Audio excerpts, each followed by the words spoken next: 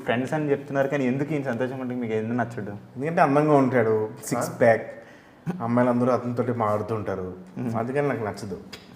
నీకు మాత్రం ఏం తక్కువ. ఇప్పుడు బయట అదే రంగబలి అంటే రంగస్థలంలో బాహుబలిలో బలి తీసి పెట్టారు, రంగబలి అంటున్నారు. సో దానికి మనకి చెప్పాలి, బయట చాలా మంది అదే అంటారు. నేను నెక్స్ట్ సినిమా టైటిల్ కూడా ఫిక్స్ అయ్యాను. నెక్స్ట్ సినిమా టైటిల్ అంటే పుష్కర్ అనమాట. అంటే పుష్కర్ అంటే పుష్పాల Pushpa triple Pushkar. So next cinema కూడా అలాగే బాహుస్థలం.